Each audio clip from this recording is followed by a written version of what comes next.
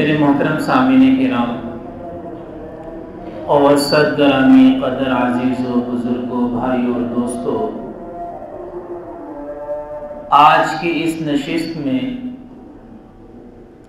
ہم ایک ایسے دن کے حوالے سے بات کریں گے جو دن ہر انسان کی زندگی میں آنے والا ہے، جو انسان بھی روئے زمین پر چلتا پھرتا ہے، کھاتا پیتا ہے، اس انسان کی زندگی میں وہ دن آنے والا ہے، اور وہ دن ہے انسان کی موت کے بعد کا پہلا دن، اس کی قبر کا پہلا دن۔ اور یہ دن، قبر کا پہلا دن، اس اعتبار سے بہت اہمیت کا حامل ہے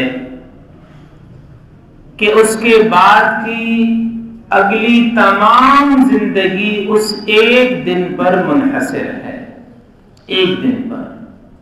اور آج کی نشست میں ہم اس موضوع پر بھی بات کریں گے جو ہمارے ہاں ایک عقیدہ پایا جاتا ہے، روحوں کے سفر کرنے کا، روحوں کے آنے جانے کا۔ لوگوں کا یہ عقیدہ ہے کہ مختلف دنوں میں یا مختلف موقعوں پہ مردوں کی روحیں آتی ہیں۔ اس موضوع پر بھی ہم بات کریں۔ تو سب سے پہلی چیز، انسان کی موت کا پہلا دن، انسان کی قبر کا پہلا دن۔ یہ دن اس لیے بہت اہم دن ہے کیونکہ اس کے بعد اس کی جتنی زندگی ہے اس کا دار و مدار اسی دن پر ہے۔ اسی لیے سیدنا عثمان بن عفان رضی اللہ تعالی عنہ جب کسی قبر کے پاس سے، قبرستان کے پاس سے گزرتے تو اتنا روتے کہ داڑھی مبارک آنسوؤں سے تر ہو جاتی۔ کسی نے پوچھا کہ آپ جنت کے، دوزخ کے تذکرے سے اتنا نہیں روتے جتنا قبر کو دیکھ کر روتے ہیں، اس کی کیا وجہ ہے؟ تو سیدنا عثمان رضی اللہ عنہ نے وہی بات ارشاد فرمائی جو میں نے ابھی عرض کی۔ فرمایا کہ آخرت کی منزلوں میں سب سے پہلی منزل ہی قبر ہے، پہلی منزل قبر ہے۔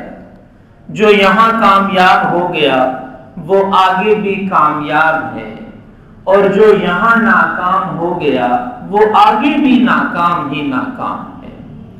تو قبر میں ہی فیصلہ ہو جاتا ہے۔ ہمیں احادیث سے یہ بات معلوم ہوتی ہے کہ قبر میں ہی فیصلہ ہو جاتا ہے۔ اسی لیے عربی کا ایک جملہ ہے، غالباً کسی صحابی یا کسی اللہ والے کا قول ہے، فرمایا کہ من مات فقط قامت قیامتہ، کہ جو مر گیا اس کی تو قیامت قائم ہو گئی۔ لوگ اکثر پوچھتے ہیں قیامت کے بارے میں، ایک تجسس ہوتا ہے قیامت کے بارے میں کہ قیامت کب آئے گی۔ یہ سوال ہمیشہ کیا جاتا رہا۔ صحابہ کرام رضی اللہ تعالی عنہم نے بھی رسول اللہ صلی اللہ علیہ وسلم سے یہ سوال کئی مرتبہ پوچھا۔ پھر قیامت کی نشانیاں ہیں، کوئی بڑی نشانیاں، کوئی چھوٹی نشانیاں۔ یاد رکھنا چاہیے کہ ایک قیامت ہے اس جہان پہ طاری ہونے والی قیامت، زمین و آسمان، سورج، چاند، دریا، پہاڑ، ایک ان کی قیامت ہے، اور ایک قیامت ہے میری اور آپ کی اور دنیا کے ہر انسان پہ آنے والی قیامت۔ وہ جو نشانیاں ہیں قیامت کی جب ہم بات کرتے ہیں، وہ تو اس جہان پہ آنے والی قیامت کی نشانیاں ہیں۔ میری اور آپ کی قیامت، دنیا کے ہر انسان کی قیامت کا اصول یہ ہے، من مات فقط قامت قیامتہ، جو مر گیا اس کی قیامت کا تو آغاز ہو گیا، اس کی قیامت آ گئی۔ جب انسان مر جاتا ہے تو قیامت آ جاتی ہے۔ اگر دنیا میں نیک اعمال کیے، تقوی والی زندگی گزاری، اللہ کا حق بھی ادا کیا اور بندوں کا حق بھی ادا کیا، تو اس کے پاس جنت کے فرشتے آتے ہیں اور اسے یہ کہتے ہیں یا ایتھا النفس المطمئنہ، اے اطمینان والی روح، اے اطمینان والی روح، ارجعی الی ربک راضیۃ مرضیہ، اب وقت آ گیا ہے، اب وقت آ گیا کہ تو اپنے رب کی طرف لوٹ جا اس حال میں کہ تو اپنے رب سے راضی اور تیرا رب تجھ سے راضی ہے۔ فادخلی فی عبادی وادخلی جنتی، اور اللہ تعالیٰ کی طرف سے یہ اعلان ہوتا ہے کہ میرے بندوں میں داخل ہو جا اور میری جنت میں داخل ہو جا۔ یہ اعلان موت کے وقت شروع ہو جاتے ہیں، کیونکہ فیصلے کا وقت تو آ گیا۔ اگر اچھا تھا، نیک تھا، اللہ تعالیٰ کے حکم کو مانا، اللہ کے بندوں کا حق ادا کیا، کوئی زندگی میں دو نمبری نہ کی، کسی کا حق نہ مارا، اپنی زبان کی حفاظت، اپنی آنکھوں کی حفاظت، اپنے دل و دماغ کی حفاظت کی، تو فادخلی فی عبادی وادخلی جنتی، میرے بندوں میں داخل ہو جا، میری جنت میں داخل ہو جا۔ لیکن اگر اللہ کے حق میں بھی ڈنڈی ماری، بندوں کا حق بھی لوٹا، نہ زبان کی حفاظت کی، نہ آنکھوں کی حفاظت کی، نہ دل و دماغ کی حفاظت کی، تو پھر صورتحال اس کے بالکل برعکس، جہنم کے فرشتے آتے ہیں، اور حدیث شریف میں آیا کہ اس کی روح کو کھینچ کے اس کے بدن سے نکالا جاتا ہے، اور پھر ہمیشہ ہمیشہ کی تکلیف، ہمیشہ ہمیشہ کی مصیبت اس کے گلے کا ہار بن جاتی ہے۔ حدیث شریف میں آتا ہے کہ جب کسی شخص کو قبر میں رکھا جاتا ہے، جب اسے قبر میں رکھا جاتا ہے تو وہ اپنے آنے والے اور جانے والوں کے قدموں کی آہٹ کو بھی سنتا ہے۔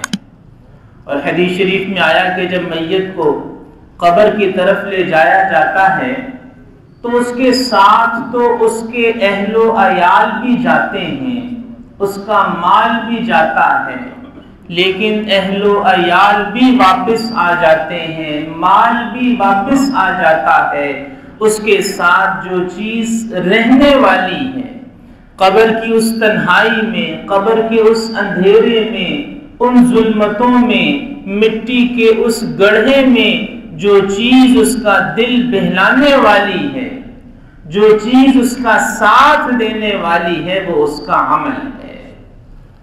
یہ جو قبر کا پہلا دن ہے، یہی پتہ چل جاتا ہے، یہی پتہ چل جاتا ہے وہ دنیا میں جن پہ محبتیں نچھاور کیں، وہ اولاد، وہ بیوی، وہ دوست، وہ رشتہ دار، وہ تعلق والے، وہ چاہنے والے، آج سب بے بس ہیں۔ حدیث میں آیا کہ سب واپس چلے جاتے ہیں۔ مال بھی، جس مال کو کمانے کے لیے اس نے اپنا پورا زور لگا دیا، جس گھر کو بنانے کے لیے اس نے اپنی پوری محنت صرف کی، جس دنیا کو حاصل کرنے کے لیے اس نے سیاہ و سفید میں فرق نہ رکھا، سب کچھ پیچھے رہ گیا، سب کچھ پیچھے، اب اکیلا ہے اور قبر کا وہ گڑھا ہے۔ اب وہاں جو چیز اس کے کام آنے والی ہے، حدیث میں آیا کہ وہ تو اس کا عمل ہے۔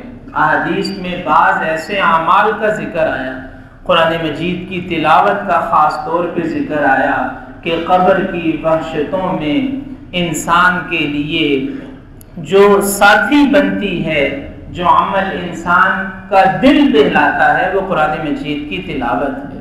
نماز کا ذکر آیا حدیث شریف میں، اور پھر حدیث میں یہ بھی آیا کہ فرشتے آتے ہیں منکر نکیر، وہ اس سے سوال کرتے ہیں من ربک، تیرا رب کون ہے، ما دینک، تیرا دین کیا ہے، ما تقول فی ھذا الرجل، حضرت محمد صلی اللہ علیہ وسلم کے بارے میں کیا کہتے ہو۔ اب یاد رکھنا چاہیے کہ جب انسان مر جاتا ہے تو پھر زبان کا بولنا بے معنی ہو جاتا ہے، زبان کا بولنا اب بے معنی ہے۔ دنیا میں ہم سے پوچھا جائے مر ربک، ہم فوراً کہیں گے ربی اللہ، میرا رب اللہ ہے۔ دنیا میں ہم سے پوچھا جائے ما دینک، ہم فوراً کہیں گے دینی الاسلام، میرا دین اسلام ہے۔ دنیا میں ہم سے پوچھا جائے حضور صلی اللہ علیہ وسلم کے بارے میں کیا کہتے ہو، ہم فوراً کہیں گے اللہ کے سچے اور آخری پیغمبر ہیں صلی اللہ علیہ وسلم۔ لیکن قبر میں انسان کا جو بیان ہے وہ زبان کی روشنی میں نہیں ہوگا، وہ اس کے دل کا معاملہ ہوگا۔ یہ زبان کے بولنے کا کام موت کے ساتھ ختم ہو جاتا ہے۔ مرنے کے بعد جس چیز نے ہمارے ما فی الضمیر کو بیان کرنا ہے، ہمارا پیغام آگے پہنچانا ہے، وہ دل ہے، دل۔ تو قبر میں منکر نکیر کے سوالوں کا جواب وہی دے سکے گا، درست جواب، جس کے دل میں یہ یقین ہوگا کہ میرا رب اللہ ہے، جس کے دل میں یہ یقین ہوگا کہ میرا دین اسلام ہے، اور جس کے دل میں یہ یقین ہوگا کہ حضرت محمد صلی اللہ علیہ وسلم اللہ کے سچے اور آخری رسول ہیں۔ وہاں تو دل کی بات ہے، وہ دنیا میں وہ جو فرق ہوتا ہے زبان اور دل کا، دل میں کچھ زبان پہ کچھ، یہ دنیا میں تو چل جاتا ہے، چل رہا ہے، بلکہ خوب چلتا ہے۔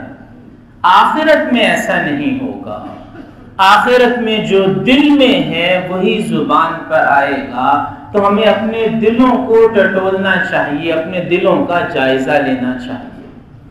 تو منکر نکیر کے سوالوں کا جس نے درست جواب دیا، اس کی قبر حد نگاہ تک کشادہ کر دی جاتی ہے، جنت کی کھڑکیاں اس کے لیے کھول دی جاتی ہیں، جنت کی ہوا اور جنت کی خوشبوؤں کو وہ قبر میں ہی محسوس کرنا شروع کر دیتا ہے، اور پھر اسے کہا جاتا ہے نم کا نومت العروس، ایسے سو جاؤ جیسے ایک دلہا سوتا ہے یا ایک دلہن سوتی ہے، پھر اسے قیامت تک کوئی تنگ کرنے اور جگانے والا نہیں آئے گا۔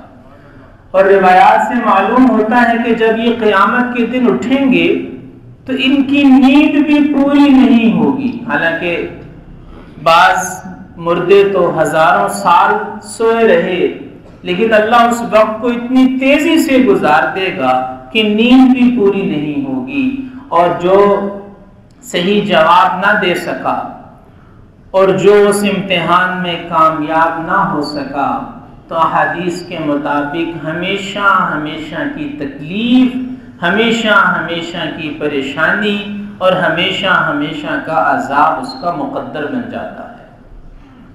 اور یہاں پر جیسے میں نے شروع میں عرض کیا، ضمنی طور پر یہ بھی سمجھنا چاہیے کہ ہمارے لیے عالم برزخ کی دنیا کی حقیقت اور حیثیت کیا ہے زندہ لوگوں کے لیے۔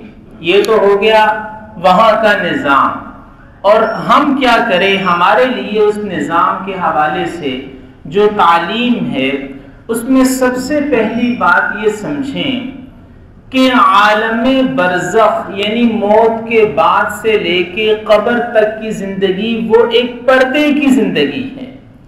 اس زندگی کی حقیقت، اس زندگی کے حالات اللہ نے دنیا کے انسانوں کے لیے پردے میں رکھے ہیں، پردے میں رکھے ہیں، وہ ایک پردے والی زندگی ہے۔ اس لیے اس زندگی کے بارے میں حتمی رائے دینا کسی کے لیے بھی ممکن نہیں ہے۔ یہ جو ہمارے ہاں ایک عقیدہ ہے بڑا مشہور لوگوں میں رائج کہ جی روحیں سفر کرتی ہیں، روحیں، بعض لوگ بزرگوں کی روحوں کے بارے میں، بعض اپنے رشتہ داروں کی روحوں کے بارے میں کہ جی جمعرات کو یا منگل کو یا رمضان کے مہینے میں یا سفر کے مہینے میں روحیں آتی ہیں، روحیں جاتی ہیں۔ یاد رکھنا چاہیے کہ یہ عقیدہ اسلامی تعلیمات کے بالکل خلاف ہے۔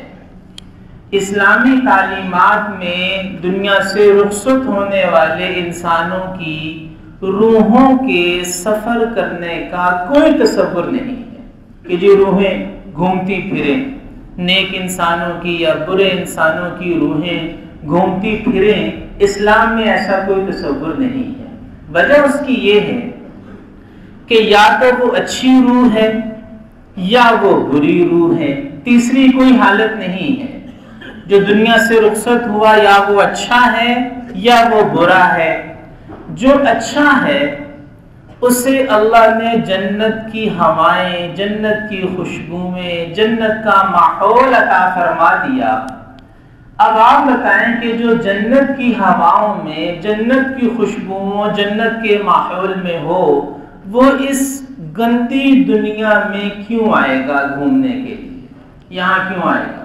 اسے کیا ضرورت ہے؟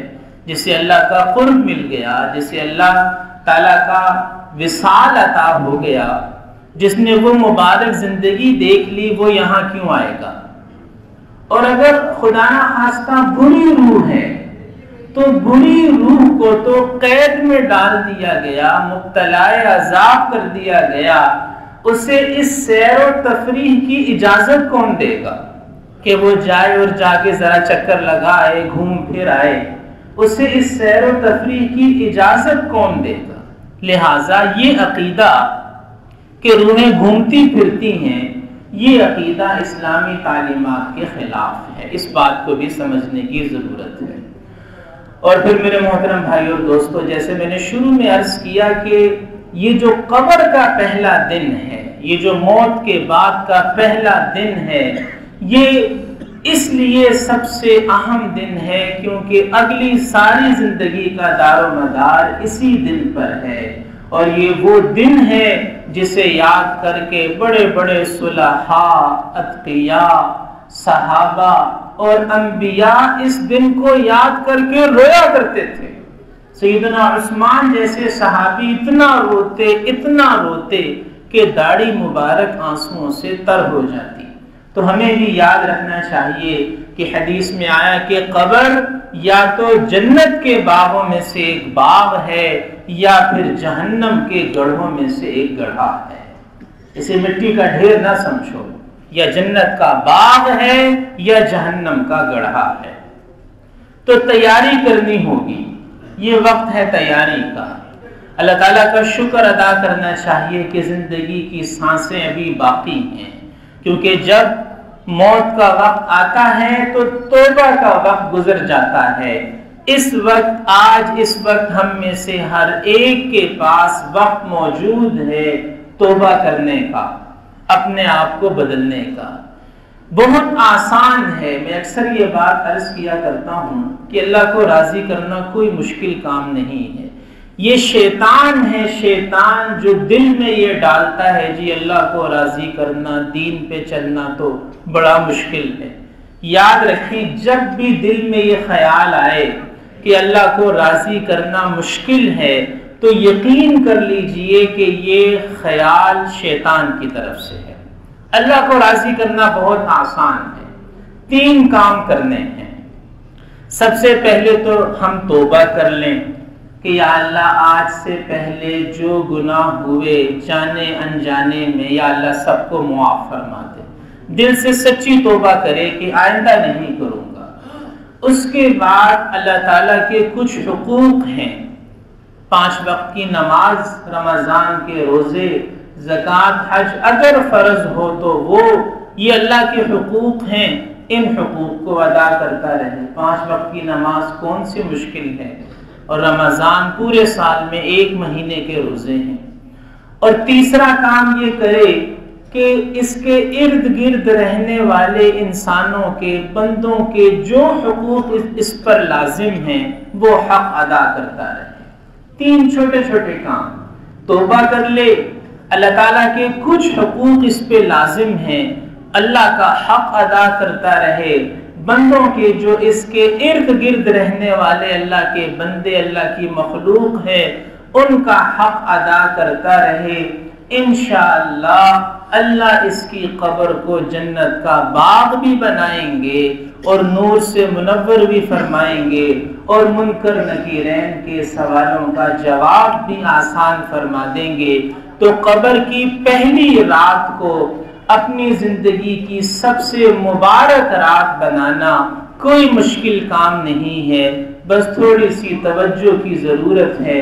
اللہ تعالی ہمیں ان باتوں کو سمجھ کر ان پر عمل کی توفیق عطا فرمائے۔ وآخر دعوانا ان الحمدللہ رب العالمین۔